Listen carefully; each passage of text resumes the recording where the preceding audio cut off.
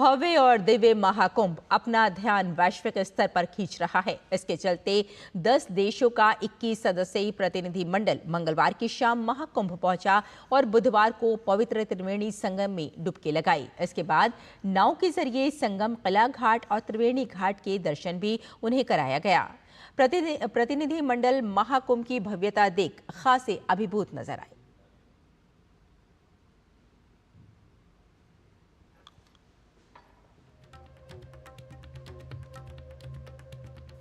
प्रयागराज महाकुंभ में विदेशी श्रद्धालु भी बड़ी संख्या में पहुंच रहे हैं।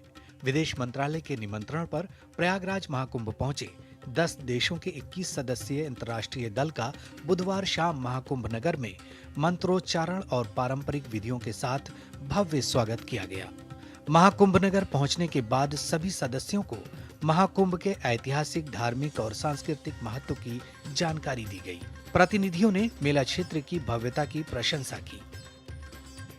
मॉरिशस से आए कंटेंट क्रिएटर डेमियन ने कहा कि यहां आकर ऐसा महसूस होता है जैसे हम इतिहास और परंपरा का हिस्सा बन रहे हैं। ये अनुभव हमारी संस्कृति और वैश्विक परिवार को जोड़ने का प्रतीक है। This was very amazing. It's incredible to be here among all those pilgrims. We feel at home. We feel one in a million, but we feel as well 1 million being one and all in one faith. दल के सभी सदस्य VIP घाट से नाव के जरिए संगम note पहुंचे और वहां पवित्र त्रिवेणी संगम में डुबकी लगाई। उसके बाद नाव के जरिए संगम, किला घाट और त्रिवेणी घाट का दर्शन भी उन्हें कराया गया। दल में शामिल सभी सदस्यों ने कहा कि गंगा तट पर बसाया शहर अनोखा है और यहाँ बार बार आने को मन करता है। उन्होंने कहा कि वो लोग अपने अपने देश में जाकर इसके महत्व के बारे में बताएंगे।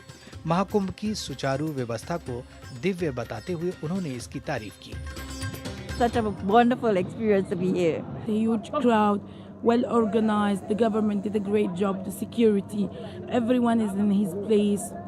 What a great job, India. What a great job, Uttar Pradesh and Prayagraj. The experience has been absolutely blissful. I feel so blessed and I feel so rejuvenated. I've been saying this since the morning with all of your reporters and your journalists.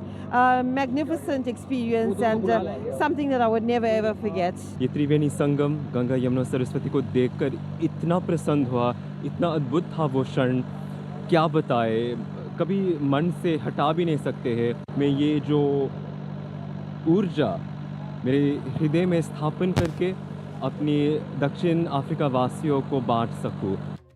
इस अंतर्राष्ट्रीय दल में Fiji, Finland, Guyana, Malaysia, Mauritius, Singapore, दक्षिण Africa, Sri Lanka, Trinidad and Tobago और संयुक्त अरब अमीरात के प्रतिनिधि शामिल हैं। प्रतिनिधि मंडल के सदस्यों ने महाकुंभ का हिस्सा बनकर खुशी जताई।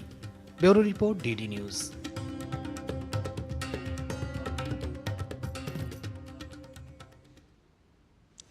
तो दुनिया भर से करोड़ों करोड़ श्रद्धालु आस्था की डुबकी लगाने संगम तट पर पहुंच रहे हैं। ऐसे में दिव्य, भव्य, डिजिटल और सुरक्षित महाकुंभ के लिए युद्ध स्तर पर तैयारियां की गई हैं।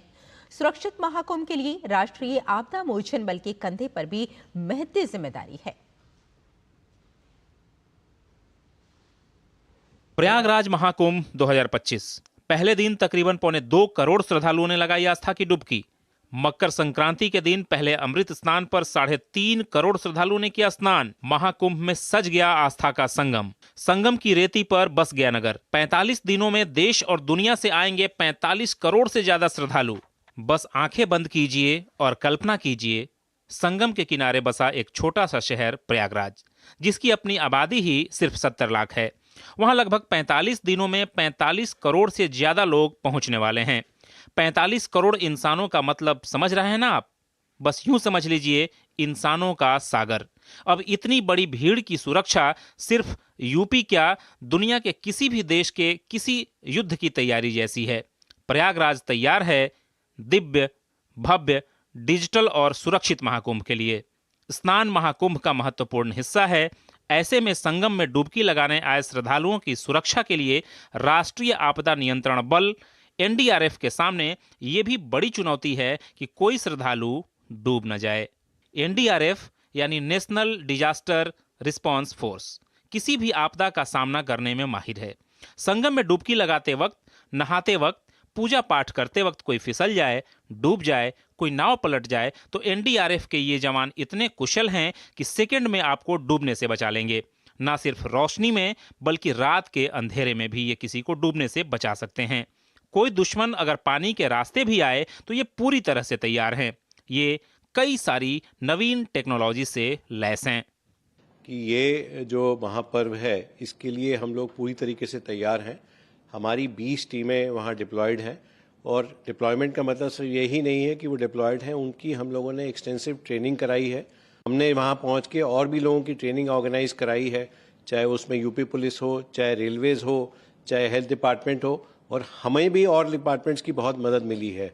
गंगा जमुना संगम पर डुबकी लगाने वाले श्रद्धालुओं की सुरक्षा की जिम्मेदारी जल पुलिस और नाविकों पर है। यही नहीं, प्रयागराज के नाविकों को भी जल आपदा बचाव का प्रशिक्षण दिया गया है। उन्हें सीपीआर देने, इम्प्रोवाइज राफ्ट बनाने, प्राथमिक चिकित्सा देने और सर्पदंश का इलाज करने की तकनीक सिखाई गई। यही नहीं, एनडीआरएफ रासायनिक, जैविक और परमाणु खतरे तक से निपटने के लिए तैयार है। नाविक हैं जो बेसिकली बोट चला रहे हैं, बोटमैन हैं, उनको हम लोगों ने करीब 1300 लोगों को ट्रेन किया है ताकि वो अगर गॉड फॉरबिड, ईश्वर ना करे, किसी की बोट से कोई आदमी नीचे स्लिप हो जाए तो तुरंत जाके उसको रिस्पॉन्ड कर सकें और उस व्यक्ति को बचा सकें। केमिकल, बायोलॉजिकल और न्यूक्लियर थ्रेट। तो हमारी 4 टीमें सीबीआरएन की भी वहाँ लगी हुई हैं, जिसमें हम लोगों को डीएई की भी हम लोगों ने मदद ली है, उनके भी साइंटिस्ट वहाँ तैनात हैं, डीआरडीओ के भी लोग वहाँ तैनात हैं और जो उससे जुड़ी हुई एजेंसीज हैं वो सारे लोग तैनात हैं। घाट पर पहुंचने और गंगा में डुबकी लगाने के लिए आपको सुरक्षा के 7 घेरों से होकर गुजरना होगा। सुपर टेक, सुपर एक्टिव और सुपर फास्ट एनएसजी कमांडोज यानी नेशनल सिक्योरिटी गार्ड्स के ब्लैक कैट कमांडोज ने जमीन से लेकर आसमान और पानी से लेकर संगम तक का चप्पा चप्पा नाप लिया है। महाकुंभ का मेला सज चुका है और इस मेले की हिफाजत के लिए सुरक्षा के जो इंतजाम किए गए हैं उसे अगर एक शब्द में बयान किया जाए तो वो शब्द होगा अभूतपूर्व। Bureau report, DT news.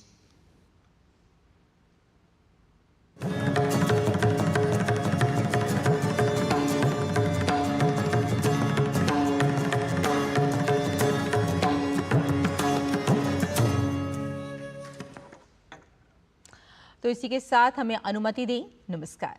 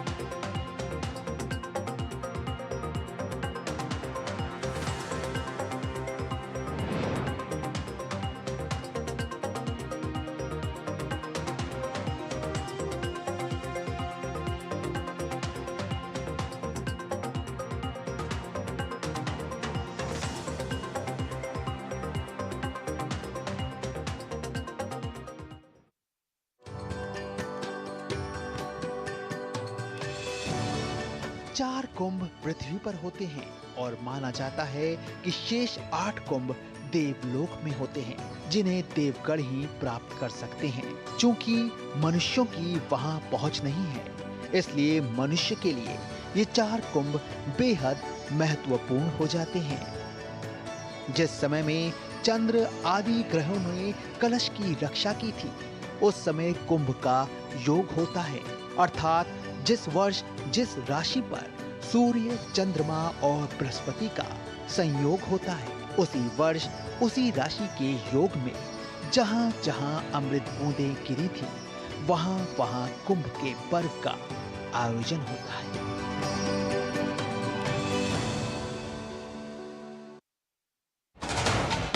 Kashmir से कन्याकुमारी तक, कच्छ से कामाख्या तक, राज्यों की राजधानियों से प्रदेशों के कोने कोने तक, होगी हर राज्य के हर हिस्से की पूरी खबर।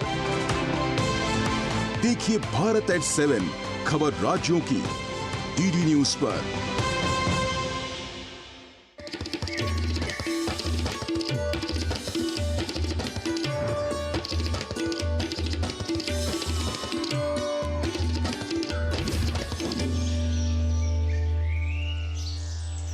नमस्कार, एक नई सुबह की शुरुआत के साथ हम हाजिर हैं नए तेवर और नए कलेवर को लेकर नया सवेरा के इस बेहद खास अंक में।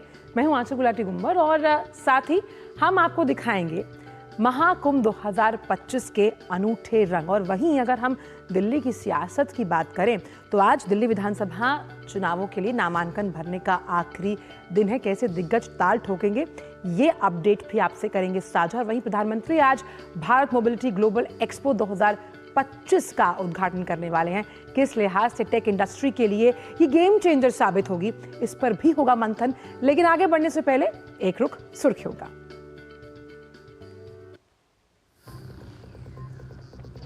प्रधानमंत्री नरेंद्र मोदी आज भारत मोबिलिटी ग्लोबल एक्सपो 2025 का करेंगे उद्घाटन। दिल्ली एनसीआर में 3 जगहों पर लगेगा एशिया का सबसे बड़ा ऑटो शो।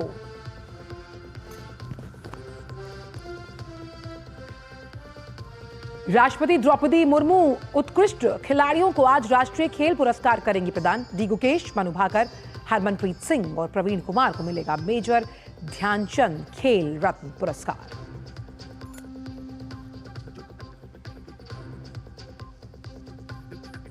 दिल्ली विधानसभा चुनाव के लिए नामांकन का आज अंतिम दिन। अब तक 70 सीट के लिए 555 उम्मीदवारों ने भरे पर्चे। 5 फरवरी को होगा मतदान।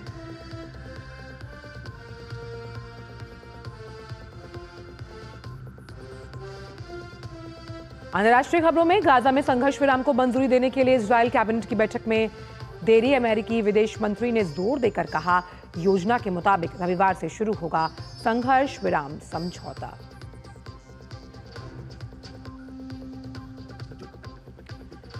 और उत्तर भारत में ठंड का सितम जारी। दिल्ली में भयंकर कोहरे का येलो अलर्ट। आईजीआई एयरपोर्ट पर विजिबिलिटी 0।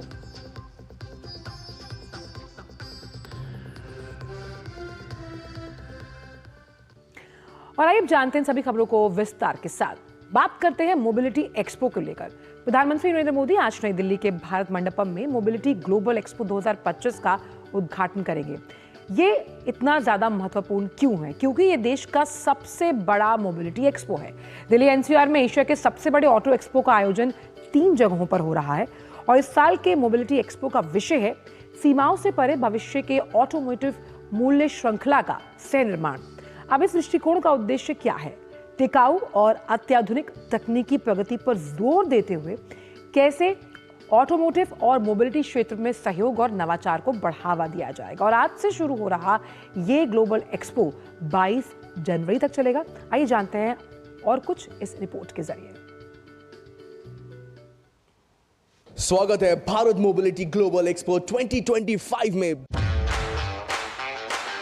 भारत का प्रमुख ग्लोबल मोबिलिटी शो जो दुनिया के अग्रणी ऑटोमोबाइल और मोबिलिटी के क्षेत्र के खिलाड़ियों को एक मंच पर लाता है।